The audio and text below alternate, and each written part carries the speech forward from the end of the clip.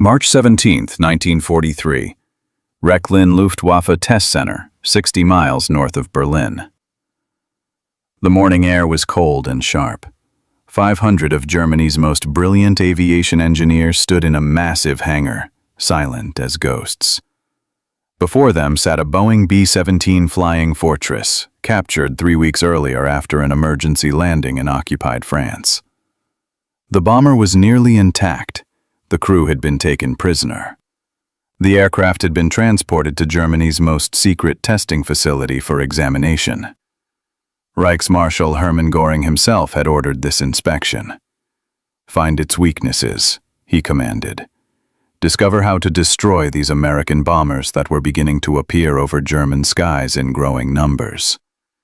Prove that German engineering was superior. Restore confidence in the Luftwaffe's ability to defend the fatherland." Lead engineer Friedrich Koch approached the aircraft first. He was 47 years old, a veteran of the First World War, and had designed components for the Heinkel and Messerschmitt aircraft that were the pride of the Luftwaffe. He carried a clipboard and wore the confident expression of a man expecting to find crude American workmanship. That expression lasted approximately 7 minutes. Koch climbed through the bomber's waist gun position and stopped. His hand touched the interior aluminum skin.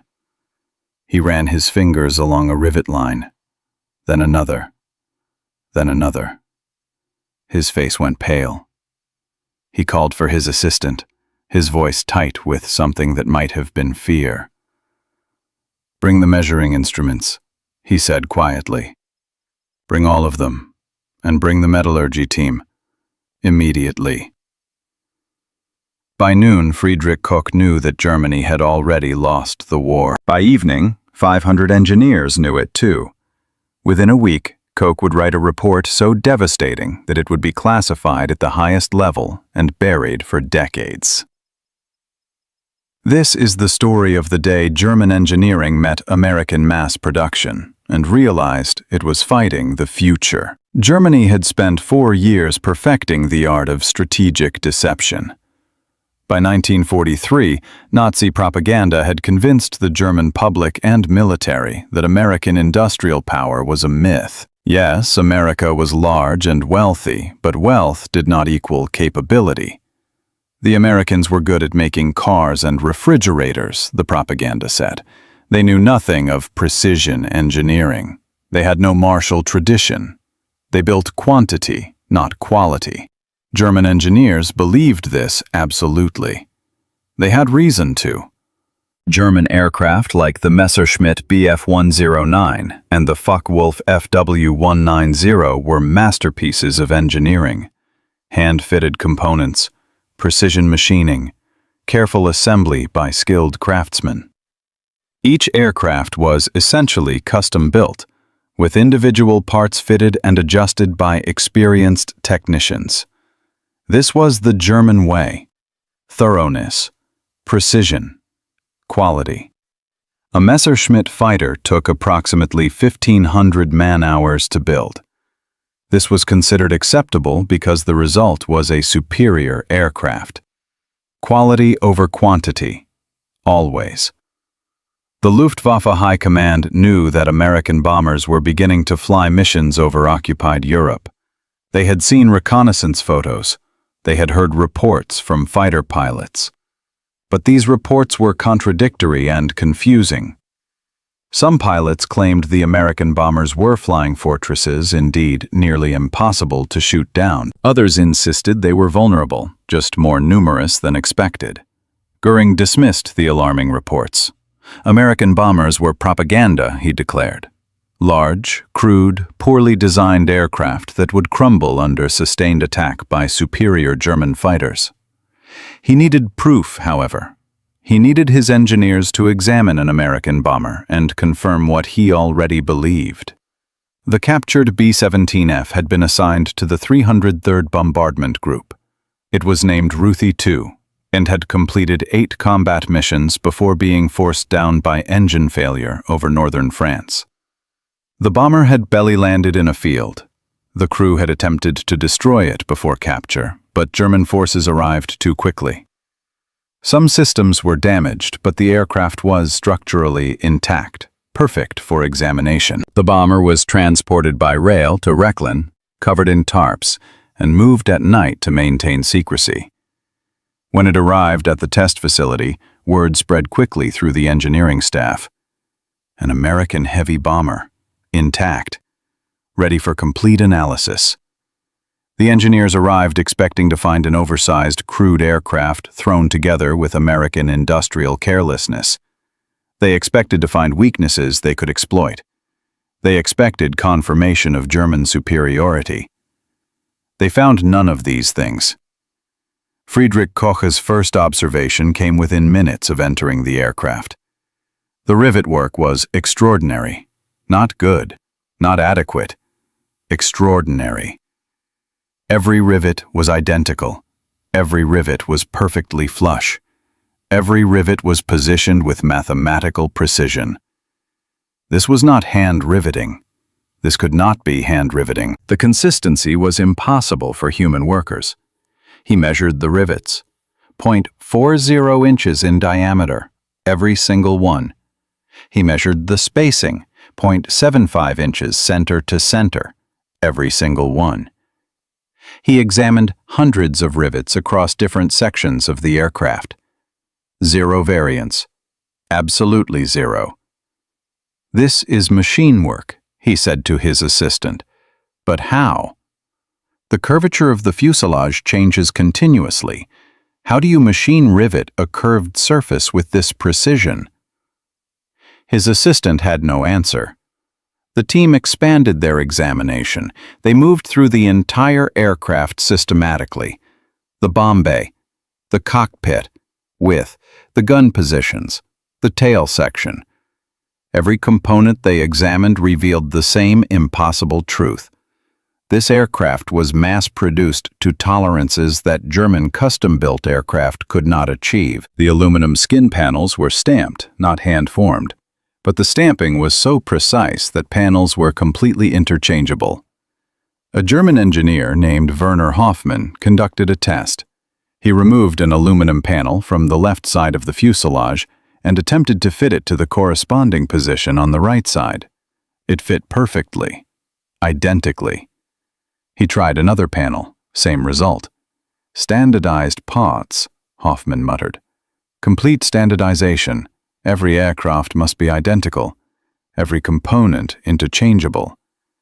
This was a concept German engineers understood theoretically, but had never achieved in practice. German aircraft had standardized designs, but individual components still required fitting and adjustment. No two Messerschmitts were truly identical. But this American bomber was built from components so precisely manufactured that they required no fitting at all, just assembly. Like building with blocks. The fuel system revealed even more disturbing truths. The B-17 carried 9 fuel tanks with a total capacity of over 2,500 gallons. But it was not the capacity that shocked the German engineers. It was the tank construction. Every fuel tank was self-sealing. When a German fighter's bullets hit these tanks, the fuel did not pour out in a catastrophic fire. Instead, the tank walls contained multiple layers of rubber compounds that swelled when exposed to fuel, automatically sealing bullet holes. The technology was not new. Germany had experimented with similar systems, but implementing it on every single fuel tank in every single aircraft was considered impossibly expensive. The Americans did it anyway. Engineer Klaus Müller spent 3 hours examining the self-sealing fuel tanks. He punctured one experimentally with an awl, simulating bullet damage. The rubber layers swelled and sealed the hole within seconds. He punctured it again, same result. He counted the layers of material in the tank wall. 7 distinct layers: outer aluminum skin, vulcanized rubber, nylon fabric, more rubber, inner aluminum. Each layer precisely bonded to the next. "The material cost alone," Müller said to Koch, "must be enormous. Each tank is more complex than some of our entire aircraft systems. And they have 9 of them. 9. Koch nodded slowly. He was beginning to understand something terrible. The Americans were not trying to build cheap aircraft. They were building expensive aircraft cheaply. There was a difference. A profound difference. The hydraulic system was triply redundant. 3 independent systems where one would suffice. If one system failed, the aircraft continued flying. If 2 systems failed, the aircraft still continued flying. The oxygen system was doubled. The electrical system had backup generators. The control cables had redundant routing. Every critical system had backups for the backups. This was not efficiency. This was absurd over-engineering. This was throwing money and material at problems until the problems disappeared through sheer abundance of solutions. And yet, the aircraft was not heavy. It was not sluggish. The empty weight was comparable to German bombers of similar capacity. Somehow, the Americans had added all this redundancy, all this safety, all this backup capability without significant weight penalty. Engineer Hans Dortmann examined the supercharger system on the Wright Cyclone engines. Each engine produced 1,200 horsepower at altitude. The supercharger design was elegant, efficient, and incredibly well manufactured. The turbine blades were precision cast. The housing was machined to tolerances that matched the finest German equipment. "This is not crude," Dortmann said. "This is not inferior. This is equivalent to our best work, perhaps superior in some aspects." He paused, running calculations in his head. If they can build engines like this in quantity, enough to power heavy bombers in whatever numbers they are producing, then their industrial capacity is far beyond what we have been told. The electrical system used standardized connectors throughout. Every electrical connection in the entire aircraft used the same type of plug. A damaged component could be removed and replaced in minutes without splicing wires or making custom connections. The radio equipment was modular. The gun sights were modular. The oxygen regulators were modular. Everything was designed for rapid replacement by relatively unskilled personnel. German aircraft required skilled technicians for repairs. Every repair was custom work, carefully done by trained specialists. The Americans had designed an aircraft that could be maintained by ordinary mechanics with basic training. "They've thought of everything," Koch said quietly. "This is not just an aircraft. This is a complete system. Design, production, operation, maintenance, repair. They have integrated every phase into a coherent whole." But the truly devastating discovery came on the second day of examination. Engineer Otto Brandt was examining the cockpit area, photographing instrument panels for later analysis. He noticed small metal stamps on various components, inspection stamps common on all aircraft. He had seen similar stamps on German aircraft. They recorded which technician had inspected a component and when. But these American stamps were different. They had dates, specific dates, component manufacture dates, subassembly dates, final assembly dates. Brandt began recording them systematically, not sure why, but following his instincts as a meticulous engineer. It took him 4 hours to catalog all the date stamps he could find throughout the aircraft. When he compiled his findings, he sat motionless for several minutes, rechecking his notes, convinced he had made an error. He had not. The earliest date stamp in the aircraft was February 23, 1943. The latest date stamp was March 13, 1943. 18 days. The entire aircraft, from raw materials to completed bomber ready for combat, had been built in 18 days. Brandt brought his findings to Koch immediately. Koch reviewed the data 3 times. He called in other engineers to verify. They examined more stamps, more dates, more components. The timeline was consistent throughout the aircraft. 18 days from start to finish. Friedrich Koch had spent 30 years in aviation engineering. He knew what was possible and what was not. He knew how long it took to build an aircraft. He knew the time required for precision work, for quality control, for testing and validation. 18 days was impossible. Except it had happened. The proof was stamped into the metal. Koch did the math. A comparable German bomber, the Heinkel He-177, required approximately 24 weeks to build, 168 days. The Americans were building equivalent bombers in 18 days. That was a 9-to-1 production rate advantage, 9 American bombers for every German bomber. But it was worse than that. Much worse. If the Americans could build a bomber this complex in 18 days, how many could they build in a year? Koch calculated conservatively, assuming inefficiencies, downtime, retooling. Even with conservative estimates, a single American factory could produce over 1,000 bombers per year. How many factories did America have?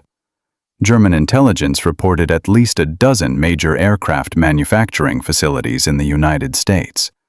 Probably more. If each facility produced 1,000 bombers per year, that was 12,000 heavy bombers annually. Every year. Indefinitely. The Luftwaffe's entire bomber force numbered less than 2,000 aircraft, and German production was slowing due to material shortages and Allied bombing of German factories. Koch sat down heavily. His hands were shaking. "We cannot win this war," he said aloud. "It is mathematically impossible." The other engineers gathered around him. They had reached similar conclusions independently. The evidence was overwhelming. The Americans possessed industrial capabilities that Germany could not match, could not counter, could not even comprehend. Werner Hoffmann spoke what everyone was thinking. Should we report this? The truth? Koch considered. Report to Goering that German engineering was not superior? Report that American industrial capacity was unstoppable? Report that the war was already lost, and continuing it would only increase German casualties and destruction? We must report accurately, Koch said finally. We are engineers. We report facts. Over the next 3 days, Friedrich Koch wrote the most devastating technical report of his career. It was 47 pages long, filled with measurements, photographs, calculations, and conclusions. The writing was precise, technical, and utterly damning. The report detailed every aspect of the B-17's construction. It praised the engineering excellence. It noted the production efficiency. It calculated the production rates. It estimated American manufacturing capacity. And it concluded with a statement that would haunt Koch for the rest of his life. The Boeing B-17 Flying Fortress represents a level of mass production engineering that Germany cannot currently achieve, and likely cannot achieve within any relevant time frame. The aircraft's construction demonstrates that American industrial capacity is far beyond previous intelligence estimates. If the production rates indicated by inspection stamps are accurate across the American bomber fleet, then the Luftwaffe faces a quantitative disadvantage that no amount of pilot skill or tactical innovation can overcome. We are not fighting an air force. We are fighting an assembly line. And the assembly line is winning. Koch submitted the report through proper channels. It reached Goering's headquarters within a week. The response was immediate and furious. Goering rejected the report entirely. He declared it defeatist propaganda. He demanded a new report focusing on weaknesses and vulnerabilities. He wanted solutions, not problems. He wanted confirmation of German superiority, not documentation of American strength. Koch was ordered to revise his report. He refused. The refusal nearly cost him his life. In Nazi Germany, defeatism was treason. Undermining morale was treason. Contradicting the Reichsmarschall was definitely treason. But Koch had allies. Other engineers supported his findings. The evidence was undeniable. And importantly, Albert Speer, Minister of Armaments and War Production, understood the implications. Speer was a realist. He knew Germany's production capacity was strained. He knew the war was consuming resources faster than they could be replaced. Speer intervened. Koch was not arrested, but his report was classified at the highest level and buried in archives where it would not damage morale or contradict official propaganda. A sanitized version was produced for wider distribution. This version acknowledged American manufacturing capability but downplayed its significance. It emphasized remaining German advantages in fighter aircraft. It suggested tactical adjustments. It maintained the fiction that Germany could still win the air war through superior skill and determination. The truth was locked away. But the engineers at Rechlin knew the truth. 500 of Germany's best aviation minds had examined the B-17 Flying Fortress. 500 engineers had reached the same conclusion. The war was lost. Germany lacked the industrial capacity to compete with American production. Some of those engineers began quietly sabotaging their own work.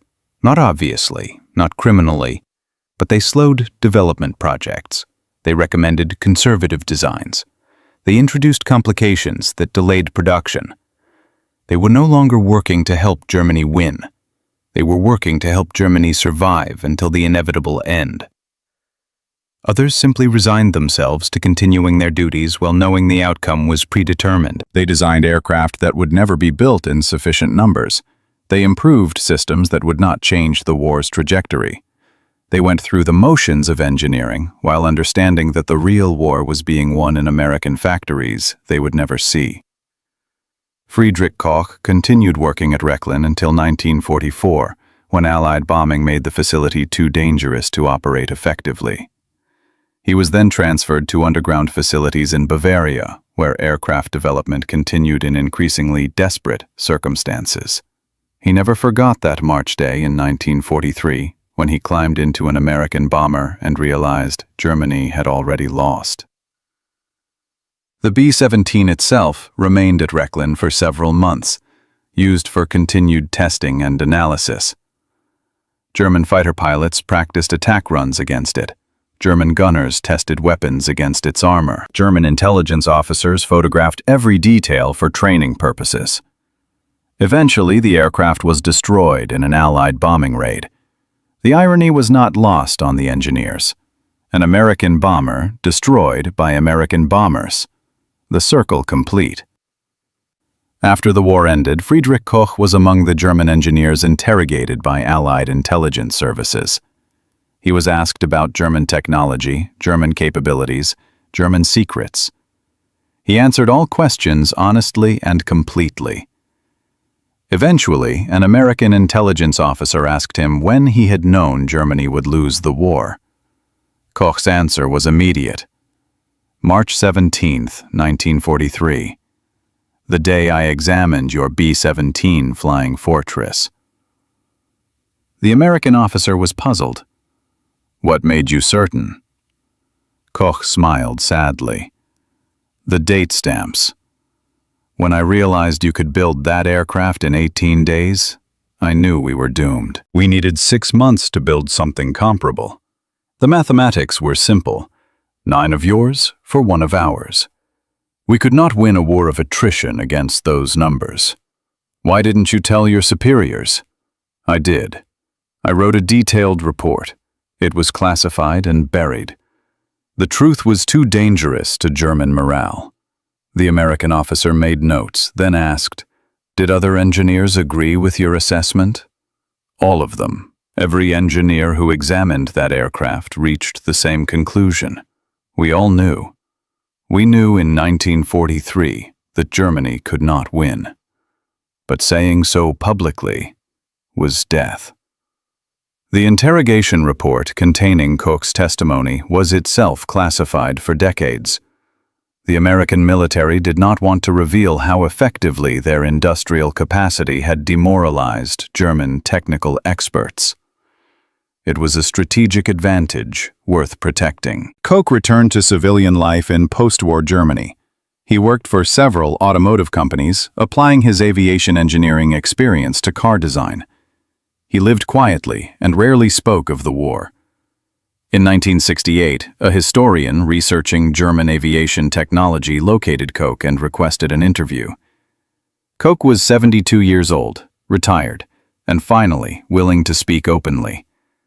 The interview lasted 6 hours.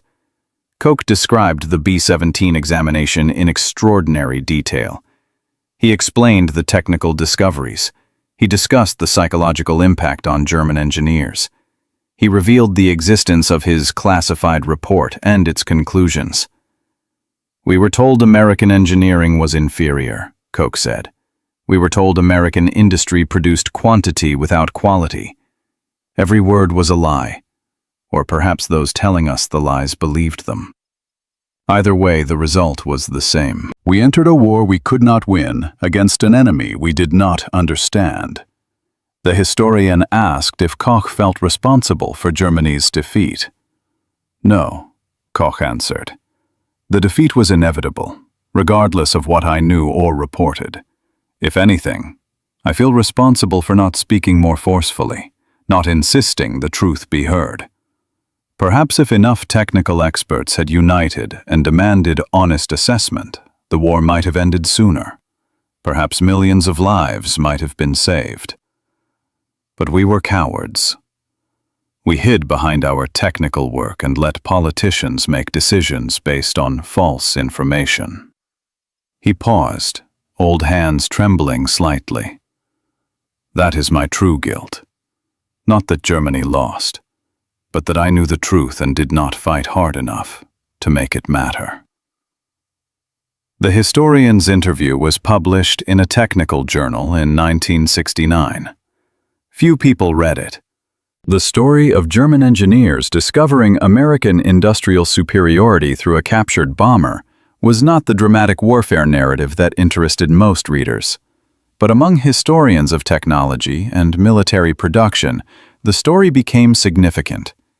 It illustrated a fundamental truth about modern warfare. Victory goes not always to the bravest soldiers or the most brilliant generals, but to the side that can produce more weapons, more vehicles, more aircraft, more of everything, faster and better than the enemy. The B-17 Flying Fortress embodied this truth. It was not the most advanced bomber design. It was not the fastest or the highest flying. But it was producible. It was maintainable. It was survivable. And most importantly, it was mass-producible at a rate that overwhelmed enemy defenses through sheer numbers. Boeing built over 12,000 B-17 bombers during World War II. 12,000. Each one built in approximately 3 weeks from start to finish. Each one equipped with precision engineering, redundant systems, self-sealing fuel tanks, and standardized components. German engineers like Friedrich Koch had been correct in their assessment. The Luftwaffe never had a chance. Not because German pilots lacked skill, not because German aircraft were inferior, but because Germany could not match American production rates.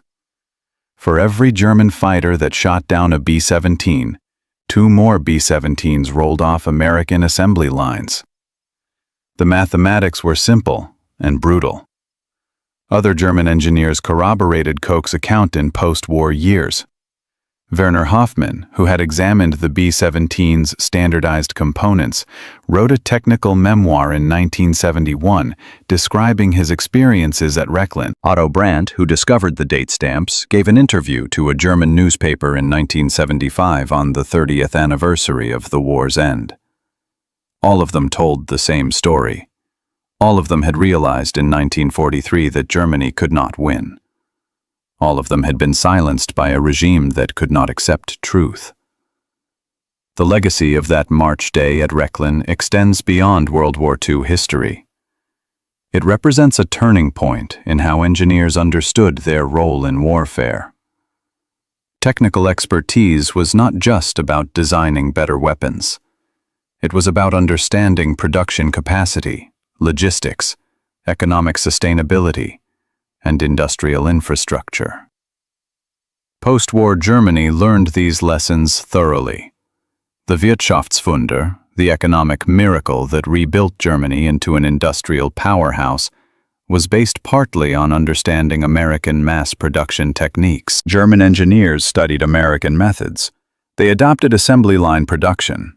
They standardized components. They focused on efficiency and producibility. In a strange way, the B-17 Flying Fortress taught Germany how to succeed in peace after teaching them they could not succeed in war. Friedrich Koch died in 1978 at age 82. His obituary mentioned his work in automotive engineering, but said nothing of his wartime experiences. His children found the 1943 report among his papers after his death. The document had been declassified in 1973 as part of routine archival releases. Koch had kept a personal copy all those years, a reminder of the day he understood the truth. The report was eventually donated to the Deutsches Museum in Munich, where it remains in their aviation history collection.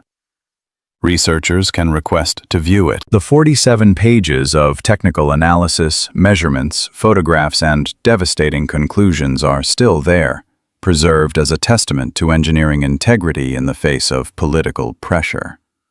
Today, if you visit the National Museum of the United States Air Force in Dayton, Ohio, you can see a restored B-17 Flying Fortress. It sits in a place of honor, one of the most iconic aircraft of World War II. Visitors marvel at its size, its guns, its history of combat missions over Europe, but few visitors know the story of German engineers examining a captured B-17 and realizing their nation's defeat was inevitable. Few know about Friedrich Koch's classified report. Few understand that this aircraft represented not just military power, but industrial supremacy. The B-17 was more than a bomber. It was a statement. It was proof that American industry could produce precision engineering at mass production speed. It was evidence that wars are won in factories as much as on battlefields. And on one cold March morning in 1943, 500 German engineers saw that evidence and understood the war was already over. If you found this story compelling, there are countless other moments in history where technology, industry, and human understanding intersected to change the course of events. Stories of engineers and scientists whose work mattered more than they realized. Stories of technical discoveries that shaped the world. Subscribe to ensure you never miss these remarkable accounts of innovation, realization, and the moments when everything changes.